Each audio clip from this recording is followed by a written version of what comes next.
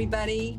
Welcome to Brookline Interactive Group's show, The Safety Net, dedicated to educating the public far and wide on domestic violence. And we've expanded the issues that we cover during COVID. Domestic violence, elder abuse, bullying, sexual harassment. Let me see what else. Anything, trafficking, anything in that realm. I'm Susan Howards. I'm a criminal defense attorney who focuses her practice on domestic violence. Yes, I do both sides. I do defend batterers, and I also represent victims. Because if you only address one side of the equation, you will never solve the problem. But that's enough about me. I want to say one more thing, though. I believe Big Brookline Interactive is the only station in the entire nation to carry a show, and they've been so devoted these past years, dedicated to educating the public about domestic violence, and I'm grateful. With me today is somebody really unusual, Terry Rouvalis. Terry Rouvalis is a member of the General Federation of Women's Clubs of Massachusetts, but it's also an international women's organization. Who knew? Terry, I'm going to turn this over to you because I am so impressed with the history of the clubs and with your participation. So take it away. Welcome. Well, thank you very much, Susan. I'll just get right into saying who I am. I'm a retired widow who has been a member of the Braintree Women's Club since 2008. I had just sold my house and moved into a condominium community when one of my neighbors invited me to a Braintree Women's Club meeting one night, and I readily went along. Well, their bylaws read, "The object of this club shall be to further the educational, philanthropic, and social life of its members." And I liked what I heard. I was looking for new friends. I was looking for a new life. You might as well say my life had turned as soon as I was widowed. So I joined immediately. And since those early days, I have taken on several leadership positions in the local club, leading up to I was president for 2 years, back in 2016 to 2018. And then I took on some state organization roles. And currently I am the second vice president for the GFWC Massachusetts, which means in 4 years I'll be president. So, and I still have a lot to learn. First of all, let me tell you a little bit about the General Federation.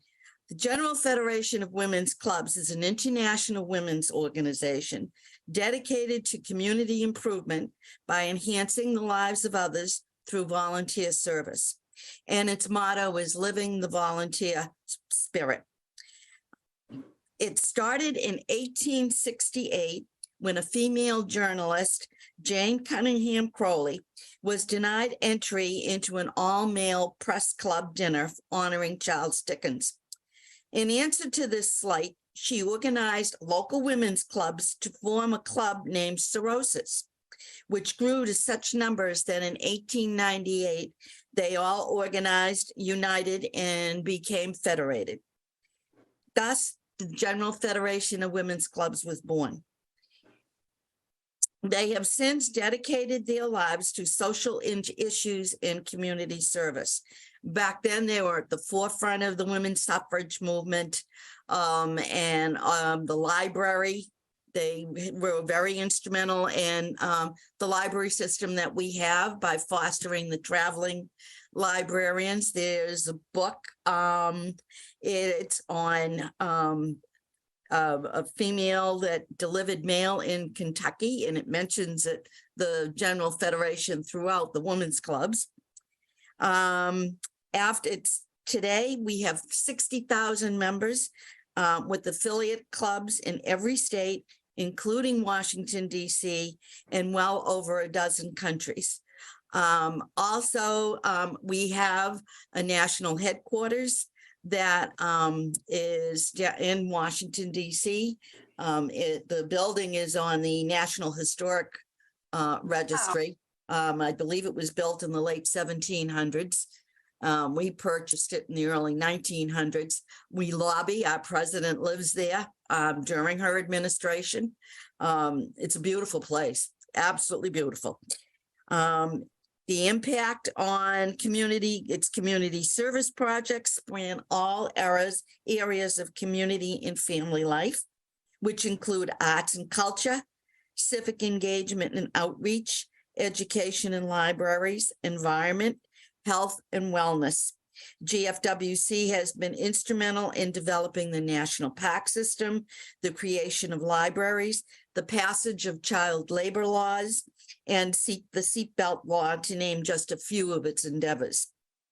It carries out its mission on the international, national, state, and local levels. And what it stands for today is it has gained a reputation for being an advocate against domestic violence. Domestic violence and awareness is our signature project. Terry, I'm going to interrupt you. I want to ask you, how did DV become the signature project? I mean, it's what I do and I've done for the last 30 years, but how did you get involved? Not you, but the club, federation, get involved in domestic violence? If you know, I don't mean to put you on the spot. No, and it's been involved as long as I've been in club since 2008. It's always been an issue. There's a more expanded name for it now, and under its umbrella, as each issue came up in society, they were addressing it. We have, one of the things we've done this term anyway, is we lobbied for a renewal of the Violence Against Women Act. Good. And we were all asked through our legislative committee, we were asked to lobby our legislatures to vote for this renewal. And to add, I think there's a very important statement that was put in about not spousal, but date rape. Date rape and that type of abuse. So we've been we've been addressing these. We've seen it in communities, and little by little, it's being addressed. So they finally realized this is an all-encompassing problem in society.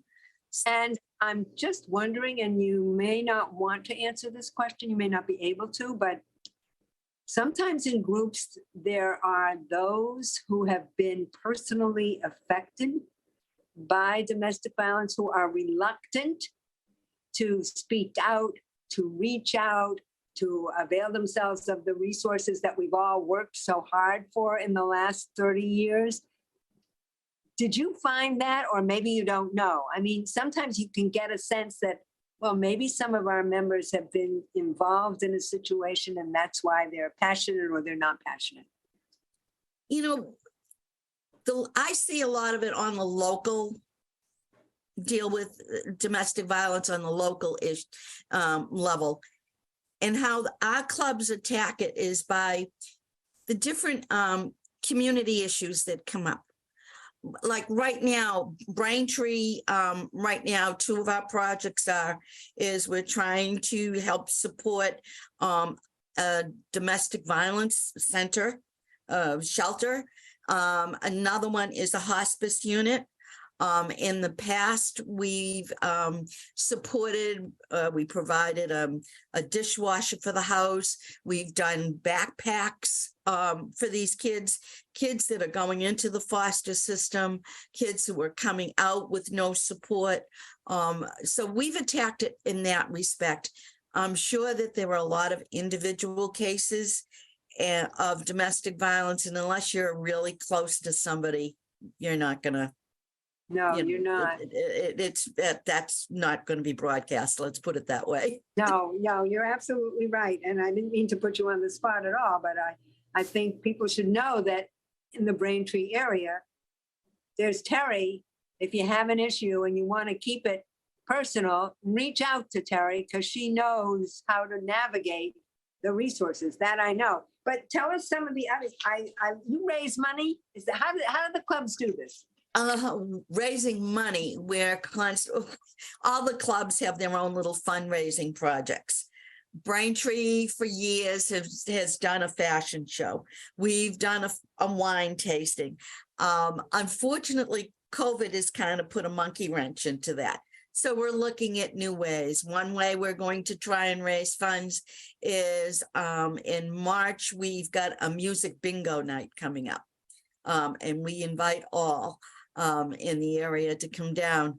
And for $20, you can play music bingo, get chances on prizes, baskets, you know, things of that nature, and have fun. Just have fun with all your neighbors. What are the number of projects that I think you're 942 projects, and how many That was years? last year alone. What? In That's what one we year? did last year. That's what we did across the state. There were 942 projects. Volunteer hours was 43,805. Dollars donated was 101,669. In-kind donations was 99,599, and the money raised was $1,494. I don't That's have in this figures, this year's figures left. That was 21. I don't have 22's figures yet because I'm busy trying to compile them now. No, Terry, when you have a project and you ask for volunteers, you're overrun with, you have to be overrun with volunteers, or you would never be able to do this kind of work. We have our, God bless them, we have our volunteers. Braintree is set up in such a way is that you'll have a chairman, and the state is the same thing. There's a chairman, and the chairman has a committee. And if the chairman has a project, that whole committee gets involved, and eventually the rest of the members do. You know, either by just attending whatever the event is, or saying, hey, I can do this for you, or, oh, you need scratch tickets for prizes. Yeah, I'll bring some in. Everyone gets right into it. And it's also a great way to socialize and make new friends. How many members in the Braintree Club, if I may ask? Right now, I Approximately. believe we're down to 49 members. You're down? But- What were you? When I was president, we were at 128. Do you think that's probably because of COVID, don't you think? The 49 members and the lingering effects of, because I know how I am about going out. Well, you know how I am too. What day? I think it's going to go up, don't you think? We're hoping. All the clubs are experiencing, as a matter of fact, even the General Federation is experiencing the same thing. A lot of the clubs, unfortunately, are aging out. It isn't just, COVID did a number, but they're aging out. So our quest right now is for newer and younger, I was just going to ask you. members. And so we're constantly trying to attract members. How do you reach out? How do you reach out to younger members? I would think that your mission alone would be an enticement for the younger generation to get involved. We're concentrating on right now a lot of publicity. We've got, all the clubs are on Facebook, so you can, access any of them on Facebook. We have a website. The state has a wonderful website. With all you have to do is to go into gfwcma.org,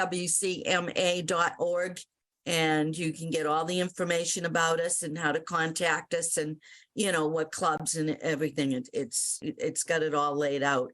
Our webmaster is really quite knowledgeable.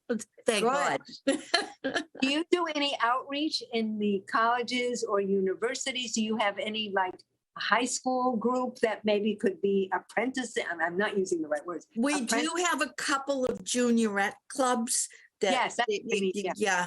And we try to, but there's not a big concentration on it. The younger members will try to get them, the young kids, and get them involved.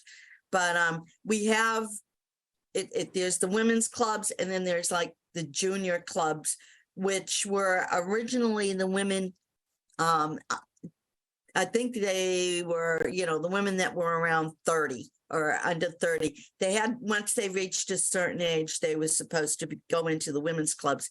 They never did. So you'll have juniors that are as old as, the women's club members, but they're very, very active, very active. But they've stayed with the Federation, even though they didn't go into. Oh, yeah. They don't leave the Federation. No. So that's fine, isn't it? I mean, they're still doing the work and carrying the mission. yeah. And And because of it, we have a division. It's called the juniors. We're all one, but that happens to be one segment of it. And now we have meetings together and we try to work, they're at this stage of the game, the women's clubs, many of them are more on structure and organization, and these junior groups come in and they really have a lot of energy and can come up with some of the newer ideas. Yeah. So we're looking for newer members, even us, like Braintree only has one club, so we want to attract all ages. And we only have a few minutes left, but we're going to put your contact information on at the end. I just want to know what you think. Oh, given what happened in Cohasset recently. Oh. Yep.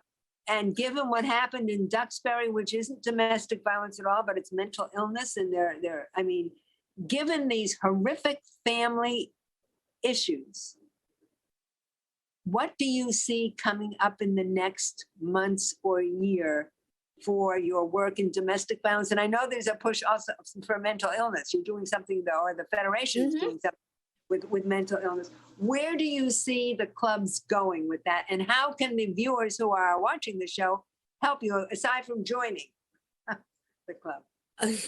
Joining is the main thing, and coming and giving us ideas how to address it in our communities. We have a speaker coming this month's speaker for March is going to be the chief of police. So he'll give us certainly a talk on what the scams are, but they also give us ideas on some of the mental illness issues that are going around in town. Get your speakers. We don't have at this point where we raise money. A lot of our clubs aren't exactly wealthy, so it's a hands-on thing. So if we can work with, we're trying to publicize the number 988 for suicide prevention. Good. Doing things of that nature. I don't know what else to tell you. That is a complicated issue. I mean, if we can go in, we do bring food to the food pantries, supply used clothing where they're needed. You've got to start attacking some of the basic, the root of some of these things. And it's housing.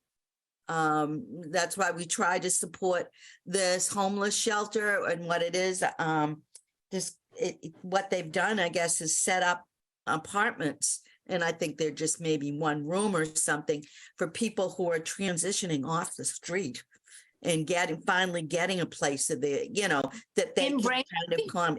And it's in one of the surrounding towns. Okay, don't tell me the town. Okay. No, I don't want to tell you the town. No, but it's in a surrounding town. So, and it's a little thing you can do that helps mental illness right there.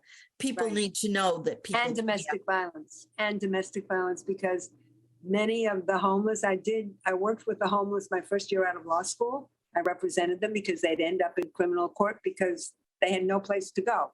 Right. There was a lot of violence among the homeless, a lot. And many of the sources of their homelessness was leaving a very, very dangerous situation. So I think the work you're doing is really incredible. I did not know about it. I should have. I'm delighted to have become a new member of the Federation, and I should have done my homework, but you did it for me. Thank you so much. So in the last 2 minutes, do you have anything else you'd like to say to our viewers? We're with Terry Rouvalis, president of the Braintree Federation Women's Club. If you want to address your community issues in the arts, in communication, in education, for your libraries, civic engagement, if you're interested in any of those areas, and if you're interested in becoming, making new friends, join a women's club. Start one in your town if you'd like. There are so many clubs in the area, but you know, we have our gaps, and every town can use one. But if you really want to know more, go online, gfwcma.org, and you'll get all the information you need to come seek out a club. How can people reach you, Terry? I can be reached, what's ours? Same way, actually. You go into GFWC, I'm the second vice president. Okay, Terry Rouvalis of the Braintree Women's Club, thank you so much for taking the time to be with us today and to share the amazing number of projects you do in a year. I'm exhausted listening to you. Bye. Bye. safe, Thank and you we'll very see you- much for having me. Thank you.